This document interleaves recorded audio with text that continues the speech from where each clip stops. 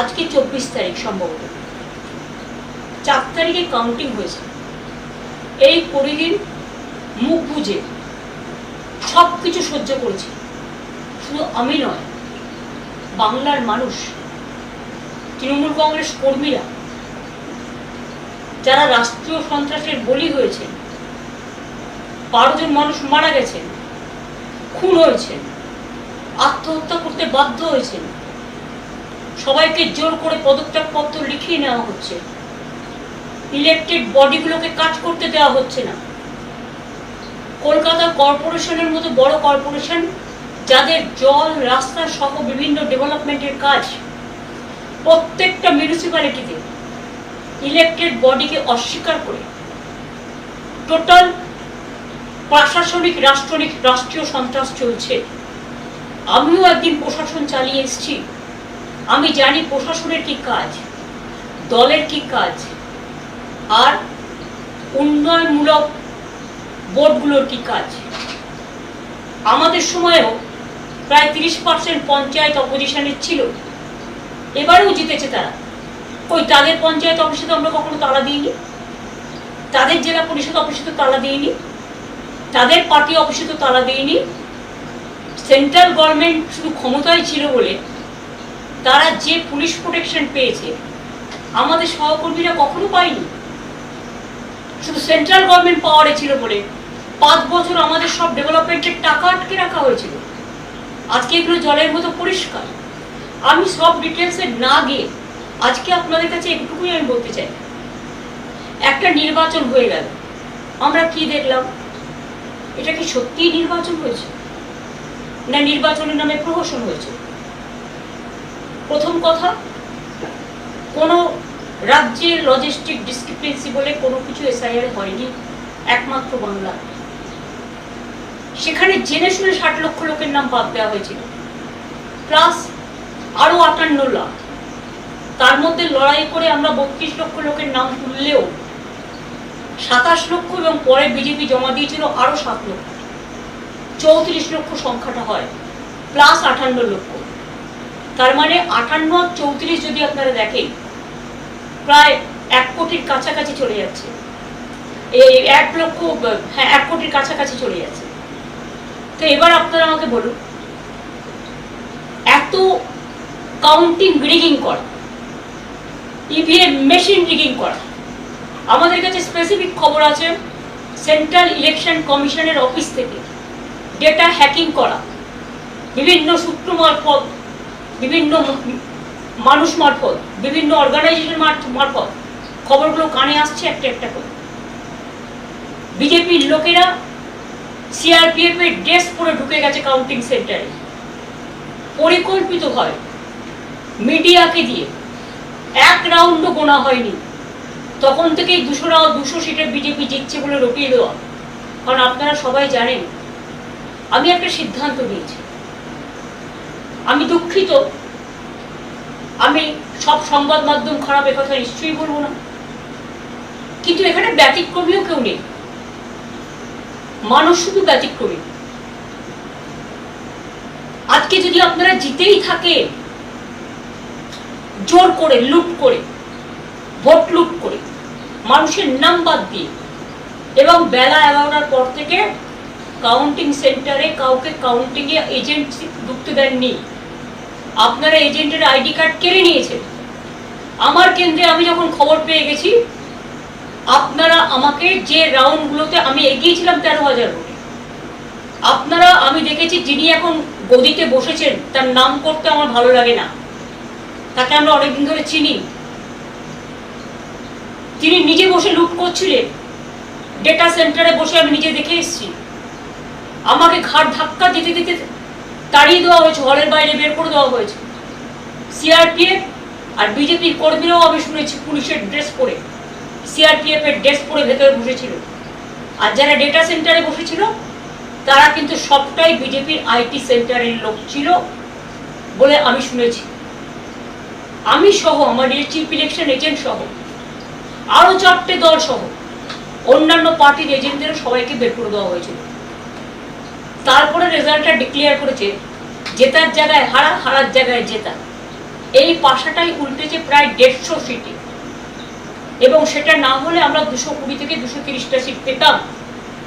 মানুষের জন্য দোষী নয়, মানুষের জন্য দায়ী নয়।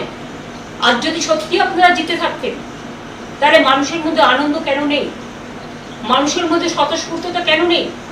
কেন বাংলা আজকে লুম্পেনদের হাতে ছেড়ে দিয়েছেন, যারা মাথায় ফেট্টি পড়ে আর মোটর বাইক নিয়ে লুট করছে মানুষের ঘর, পার্টি অফিস লুট করছে, বাড়ি লুট করছে, মা বোনদের আত্মসম্মান লুট করছে। মহিলা ধর্ষিত হবার পরেও ভগবানপুরে মুখ খুলে বলতে পারিনি, মন খুলে, যে আমি ধর্ষিতা হয়েছি। কারণ সেখানে বিজেপি কাকে নামিয়েছে? রাষ্ট্রীয় সন্ত্রাসের নামে যে ফৌজ, যারা মানুষকে, ফৌজ মানে প্রশাসন, রাজ্য প্রশাসন, যারা মানুষকে নিরাপত্তা দেবেন, আজকে রক্ষক হয়ে গেছে ভক্ষক। আমিও এতদিন প্রশাসন চালিয়ে এসেছি, আমি কোনোদিন প্রশাসনে যারা পুলিশের উর্দি পড়ে অনেক কাজ করে, তাদের প্রতি আমার শ্রদ্ধা আছে। আমার সাথেও তো তারা কাজ করেছে, আমরা কখনো এসব জিনিস করতে বলিনি, কারণ এই রাজনীতি আমরা বিশ্বাস করি না। যার জন্য 2011-তে পরিবর্তন হওয়ার পরে আমরা রবীন্দ্রসঙ্গীত বাজাতে বলেছিলাম, নজরুল সঙ্গীত বাজাতে বলেছিলাম, আর এবারে তো রবীন্দ্র জয়ন্তীটাই পালন হলো না। আমি নিজে পারমিশন চেয়েছিলাম, দেয়নি। আমরা তখন আমার নিজের বাড়িতে এখানে আমরা রবীন্দ্র জয়ন্তী পালন করেছি। আজকে এমন অবস্থা, একটা মিটিং করতে পারমিশন দেওয়া হচ্ছে না। প্রতিদিন আমাদের নির্বাচিত কাউন্সিলরদের অ্যারেস্ট করা হচ্ছে, মিউনিসিপ্যালিটি কাউন্সিলরদের অ্যারেস্ট করা হচ্ছে, মিউনিসিপ্যালিটির ঘরগুলো গুন্ডারা গিয়ে দখল করছে। 2500-এর বেশি পার্টি অফিস আমাদের লুম্পেনরা দখল করে নিয়েছে পুলিশকে সামনে রেখে। এবং আমাদের নেতারা যখন পুলিশকে ফোন করে জানাচ্ছে আমার সব লুট করে নিচ্ছে বাড়ি থেকে, আমার ক্লাব ঘর থেকে, আমার পার্টি অফিস থেকে, তখন পুলিশ বলছে ইনস্ট্রাকশন আছে।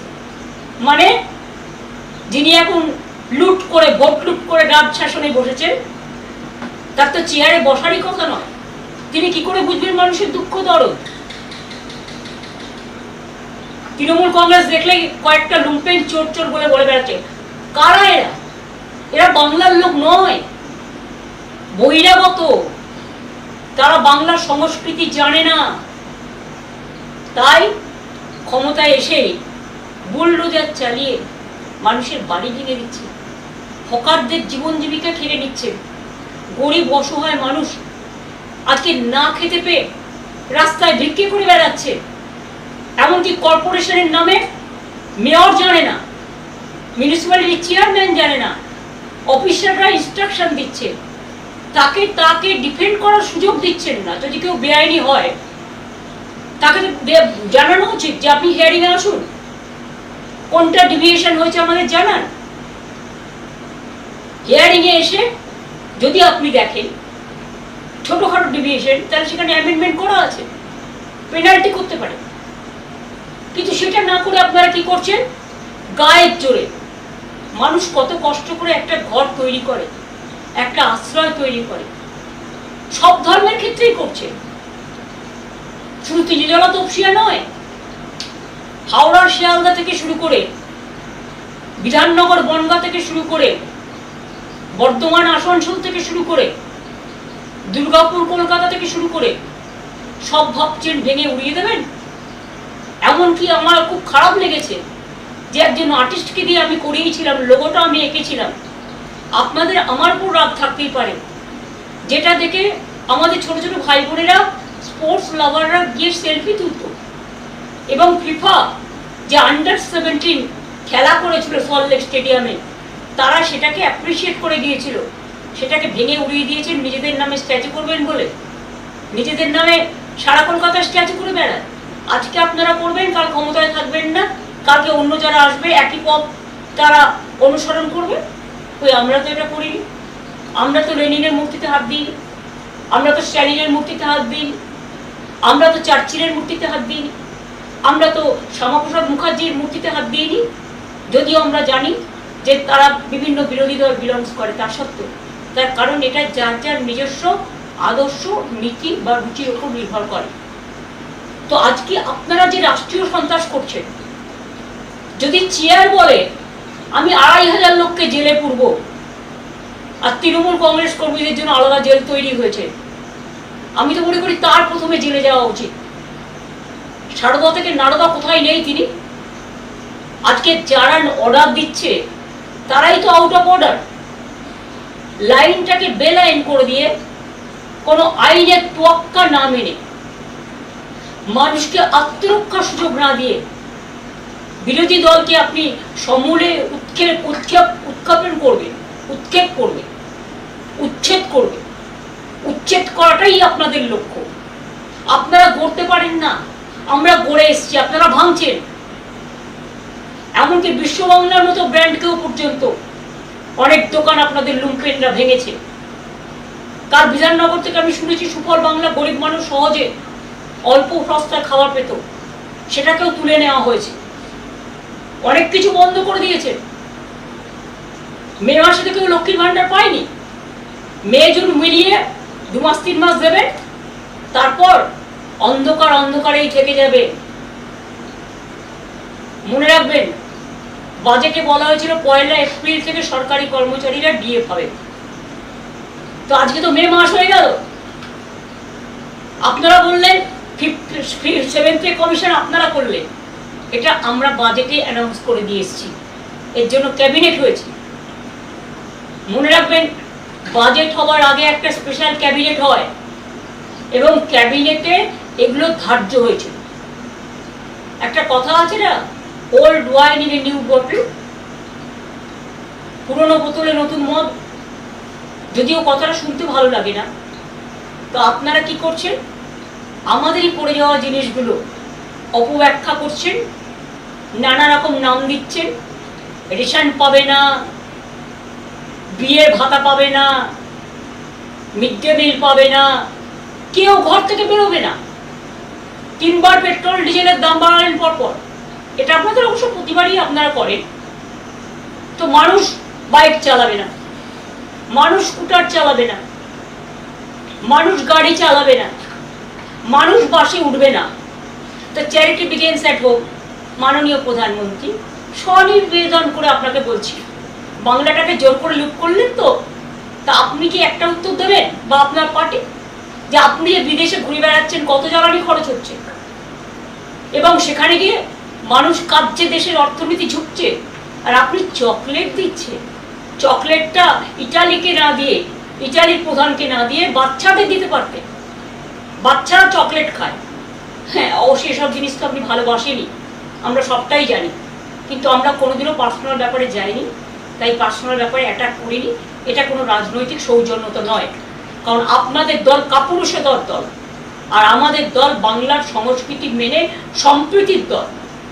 আজকে আপনারা কখনো মাইনরিটিসদের সব ফান্ড বন্ধ করে দিয়েছেন, যেমন ইমাম ভাতা বন্ধ করেছেন, পুরোহিত ভাতা বন্ধ করেছেন। তারা ভাতাটা ধর্মের জন্য পেত না, বুঝে রাখুন। আমরা যখন ক্ষমতা এসছিলাম, জেনে রাখুন, তখন একটা পোলিও কেস হয়েছিল হাওড়ায়, এবং সেই জন্য ভারতবর্ষ রেড লিস্টেড হয়ে গেছিল, ব্ল্যাক লিস্টেড হয়ে গেছিল। তারপরে সমস্ত সমাজকে বোঝানোর জন্য তাদের মানুষকে সচেতনতার কাজ করানো হতো, যে আপনি পোলিও ভ্যাকসিনটা নিন, আপনি বাচ্চাদের ভ্যাকসিনটা দিন, আপনি ইনস্টিটিউশন ডেলিভারিতে আসুন, আপনাদের ছেলেমেয়েরা পড়াশোনায় এগিয়ে যাক, শিক্ষার মান উন্নত। এই জন্য করা হয়েছিল, সোশ্যাল ওয়ার্কে তাদের কাজ করানোর জন্য। আর মনে রাখবেন, কেউ আপনাদের উপর নির্ভর করে চলে না। আপনাদের তো এইসব খুচকাচ টাকার প্রয়োজন নেই, কারণ আপনাদের তো আর দেশের সব টাকাটাই যে আপনাদের সম্পদ হয়ে গেছে পার্টি। সোনা কিনবেন না, গাড়িতে চড়বেন না, দোকানে যাবেন না, রেস্টুরেন্টে যাবেন না, শুধু সন্ত্রাস চালান। মানুষের মুখ বন্ধ করুন, মানুষের কণ্ঠরোধ করুন। রাষ্ট্রীয় সন্ত্রাস যত চলছে, মানুষ হাহাকার করছে। কেন সন্ধ্যেবেলায় এখন লোক ভয় বেরোয় না? আগে তো কলকাতায় রাত 2টো পর্যন্ত মেয়েরা নির্দ্বিধায় নিঃসংকোচে সাংস্কৃতিক কর্মসূচি করত, ক্লাবে যেত, রেস্টুরেন্টে যেত, জন্মদিন পালন করত, উৎসব পালন করত। আজকে সব উৎসবের মধ্যে সীমারেখা টেনে দিচ্ছে, ভাগাভাগি করে দিচ্ছে। ঠিক আছে, মুসলিমদের আপনারা পছন্দ করেন না জানি আমি, তাই তারা তাদের উৎসব পালন করতে পারবে না। আজান আপনারা চান না, ঠিক আছে, আপনারা একটা কাজ করতে পারেন, ডেসিবেল সাউন্ডটা লিমিট করে দিন, যে 65 ডেসিবেলের বেশি আজানেও হবে না, ভিআইপি গাড়িতেও হবে না, এলআইপি গাড়িতেও হবে না, ডিজেতেও হবে না। সবার জন্য একই রুল। আইনকে বেআইন করবেন। Law cannot be discriminated between one to another. মনে রাখবেন, আর্টিকেল 14 যেমন আছে সংবিধানে, আমাদের কোডে, আমাদের লয়ে আর্টিকেল 19 আছে, আর্টিকেল 21 আছে। একবার পড়ে দেখেছেন আইনগুলো কি বলে? আপনার কারো অধিকার কারবার অধিকার আপনার কেউ দেয়নি। দেশ চলে গণতন্ত্র মেনে, সংবিধান মেনে। দেশটাকে এইভাবে দুর্লভলুণ্ঠিত করে, ভুলণ্ঠিত করে, অত্যাচারিত করে, কুৎসিত চেহারা, কদর্য চেহারায় নিজেদের মনগুলোকে এক একটা স্তূপাকার জঞ্জালে পরিণত করেছেন। এখন তো জঞ্জাল থেকেও ভালো জিনিস তৈরি হয়। মনের জঞ্জালটা একবার পরিষ্কার করবেন। তৃণমূল কংগ্রেস কর্মীদের 2-2,500 অফিস ভেঙেছেন, কাউন্সিলরদেরও অ্যারেস্ট করেছেন। যে সুদীপ পোলে বেহালার বরিশা ক্লাব তার সাথে যুক্ত, এবং পহেলগাঁওতে যখন মারা যায়, শহীদ হয়, বীর শহীদ, তখন ওই পহেলগাঁওয়ে যে বাবা মা, বৃদ্ধ বাবা মা, তার দেখাশোনা করে কিন্তু সুদীপ পোলে। তাকে আপনারা কালকে রাত্রিরে হঠাৎ করে অ্যারেস্ট করলেন, কি না তো এক্সটর্শন কেস। দুজনকে বসিয়েছেন এখানে। তারা কারা? আমি নাম করতে চাই না, আমার লজ্জা লাগে নাম বলতে। তারা নির্বাচন পরিচালনার দায়িত্বে ছিলেন। একজন বাংলার সিইও আর একজন ডেপুটি সিইও হয়েছিলেন। এলাকায় গিয়ে গিয়ে ত্রাস সঞ্চার করেছেন। ইলেকশনের আগে থেকে কাউন্টি পোলিং এজেন্টদের অ্যারেস্ট করেছেন, ডিএমদের চমকেছেন, এসপিদের চমকেছেন, যা ইচ্ছে তাই করেছেন। বাংলা থেকে 500 অফিসারকে বাইরে পাঠিয়ে দিয়েছেন। আজকে সেই অত্যাচারিত দুজন শাসক, এই শাসক দলের একজন চিফ সেক্রেটারি হয়েছেন আর একজন চিফ অ্যাডভাইজার হয়েছেন, এবং তারা বলছে ওপেনলি, এগুলো আমার সংবাদ মাধ্যমের কাছে শোনা বা যাদের অ্যারেস্ট করছে তাদের কাছে শোনা কথা কখনো কখনো বেরিয়ে আসে। গ্যাজা কেস দিন, আর্মস কেস দিন, এক্সটর্শন কেস দিন, এভিডেন্স কোথায়? আজকে 10 বছর বাদে আপনার মনে হলো 2021-এর কেসে এখন অ্যারেস্ট করতে হবে? 21-এর কেসে যারা গুলিতে মারা গিয়েছিল তারা বিচার পেয়েছে? আপনার মনে হলো যে আপনার এনআইএ এসে কিছু লোকের নামে কেস করেছিল, কারণ সেন্ট্রাল গভর্নমেন্ট আমাদের আপনাদের হাতে? একটা পটকা ফাটলে national commission on women, BJP রাজনৈতিক commission, human rights commission, NIA, CBI, ED, children commission, tribal commission, schedule caste commission, minority commission, রোজ কমিশনের যাতায়াত ছিল বাংলায়। আর আজ কোথায় সে commission? All commissions are missing. Where is their identity? Where they are hiding? Why they are hiding? When Bengal, the atrocious is going on just like sky high. All the torture has become now atrocious, terrible. You have captured the vote. You have looted the vote. आपने vote लूट किया है।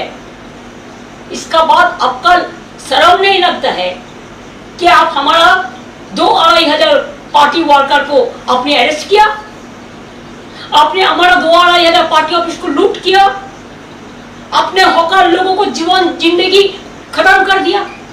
आपने कितना लोगों को घर तोड़ दिया? आपने बुलडोजर लेकर वर्कर को अलाउ किया रास्ते में काम करने के लिए? और एक जगह सेंट्रल फोर्स, अभी बीजेपी पावर में है इसी के लिए, और साथ में स्टेट पुलिस फोर्स, जो आपने चुन के ले आया बीजेपी से। साथ में बीजेपी का जो लोग है वो भी पुलिस का ड्रेस करके निकालता है। मेरे को पहले पता नहीं था, चुनाव का टाइम में भी ऐसा ही किया। आपने काउंटिंग एजेंट को घुसने नहीं दिया, हम लोगों को घुसने नहीं दिया। जब पहले फर्स्ट राउंड भी काउंटिंग नहीं खत्म हुआ तो आपने मीडिया, गोदी मीडिया को प्लान करके बताया कि 200 सीट के ऊपर बीजेपी जीत रहा है, और 39 ट्रेन में अब बाहर का आदमी को भेज दिया कि काउंटिंग लूट करने के लिए। और काउंटिंग में हमारा even in my personal constituency कैसे जीता आपने, वो तो हम कोर्ट केस में करेंगे।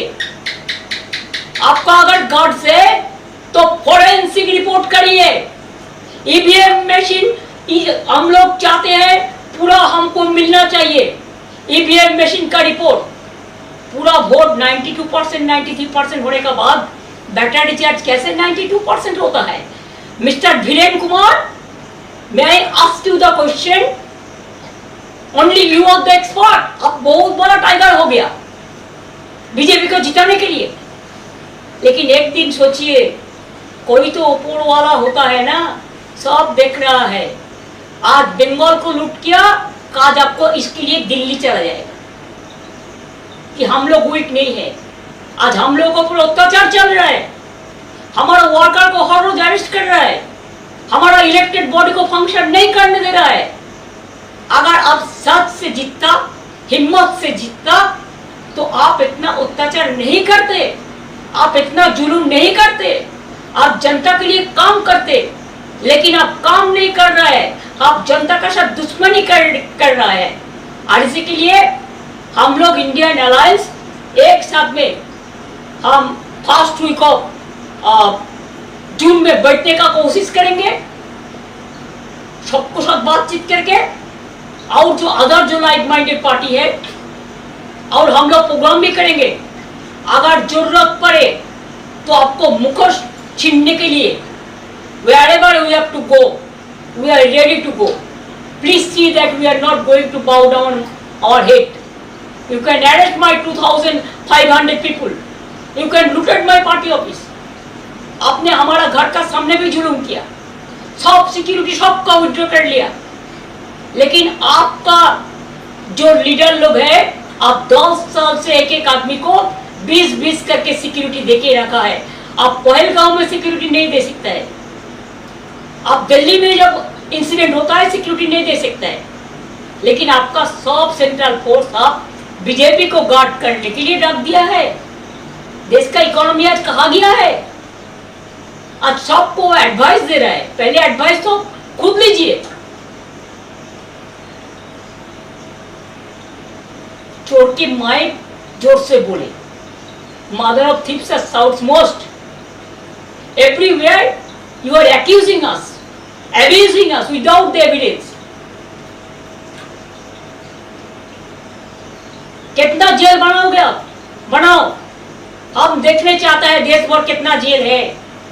आप जितना अत्याचार बंगाल में करेंगे, इतना आपको नुकसान दिल्ली में होगा। कि अभी हम बंगाल से फ्री हो गया, आपने मेरे को वोट लूट लिया जबरदस्ती। You are always anti-women. You are always anti-young generation. You are always anti-farmers. You are always anti-minorities. Minorities means not only Muslims, Christians, Sikh, Buddhist, Hindi, Parsi, all. Do you think it is proper?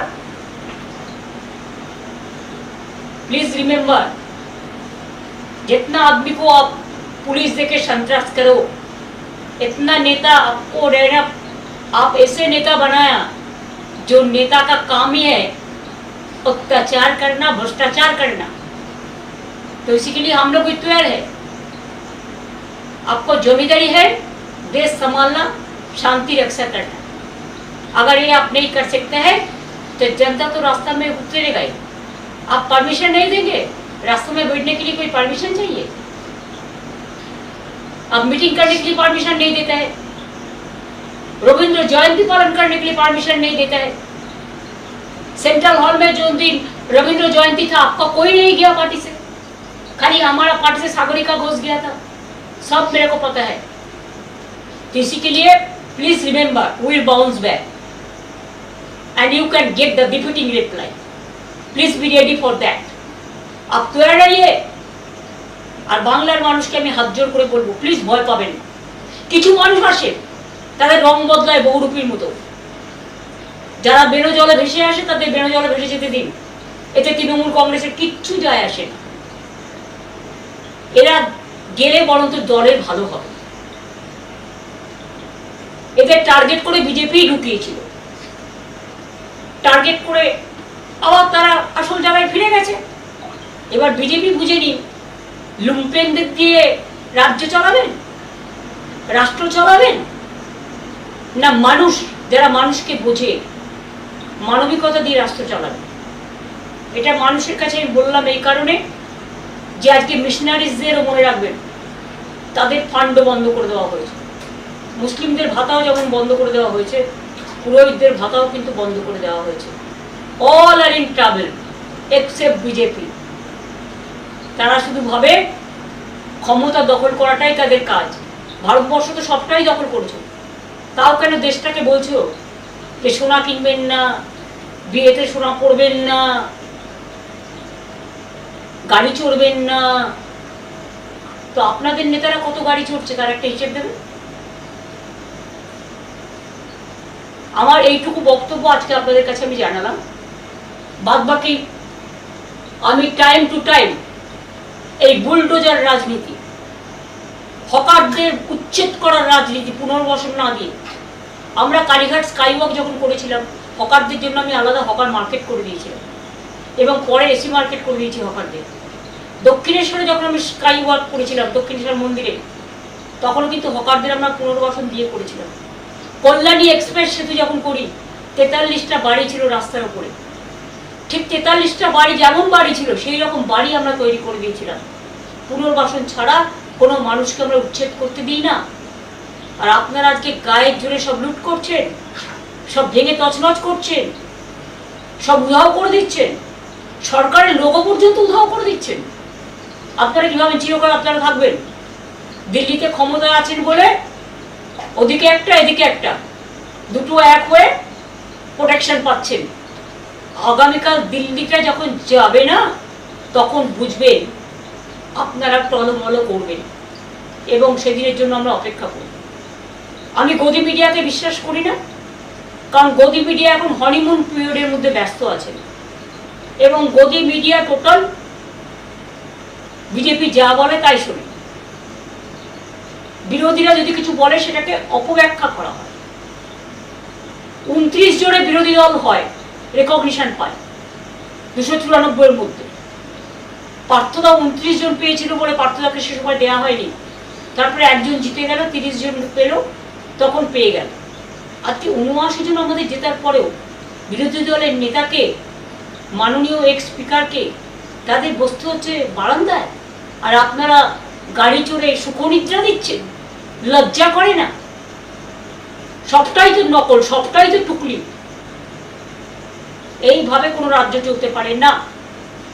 কাজে এই লড়াইয়ে অনেকেই ভয় পাচ্ছেন, অনেকে ভাবছে আমার চাকরিটা কি হবে, আমার ব্যবসাটা কি হবে, আমার কাজটা ঠিক মতো চলবে কিনা, আমার সেন্সর বোর্ড আমার সিনেমাটা ক্লিয়ার করবে কিনা, আমি প্রোগ্রাম পাবো কিনা।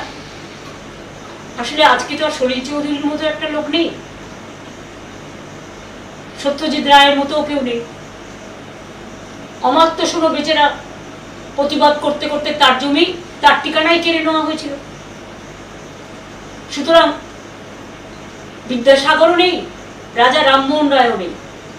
প্রতিবাদ করার মনীষীদের আমাদের পাশে না থাকলেও তারা আমাদের মনে আছে, তাদের আদর্শ নিয়েই আমরা পথ চলব। রামকৃষ্ণও নেই, স্বামী বিবেকানন্দও নেই, নকল দীর্ঘধারীরা চলে এসছে। কাজেই লোক দেখানো, মন ভোলানো, ভয়ে মানুষ আতঙ্কিত, শঙ্কিত। সকালটা হয়ে গেছে বিভীষিকা, দুপুরটা হয়ে গেছে তমসাচ্ছন্ন, সন্ধ্যেটা হয়ে গেছে নিশীথ রাতের অন্ধকার, আর রাত্রিটা হয়ে গেছে সন্ধ্যেবেলাতে নামছে মধ্যরাতে মধ্য লগনের অত্যাচারের বিভীষিকা। একদিকে বিজেপির অত্যাচার, একদিকে রাষ্ট্রীয় সন্ত্রাসের নামে প্রশাসনের যারা এই কাণ্ডগুলো করে বেড়াচ্ছে তাদের কাছে আমার একটাই আবেদন থাকবে, আমি আপনাদের বিরোধী নই, আমাদের সময়ও আপনাদের আমি কাজ করিয়েছি, কিন্তু এসব কাজ আমি করি না। মনে রাখবেন আপনারা কিন্তু আইনের রক্ষক। কয়েকটা দিন কোর্টে সামার ভ্যাকেশন চলছে, ওটা আবার খুলবে, সামার ভ্যাকেশনেও ভ্যাকেশন বেঞ্চ থাকবে। ভাবছেন সবটাই ম্যানেজ করে চলবে? তো অপেক্ষা করুন।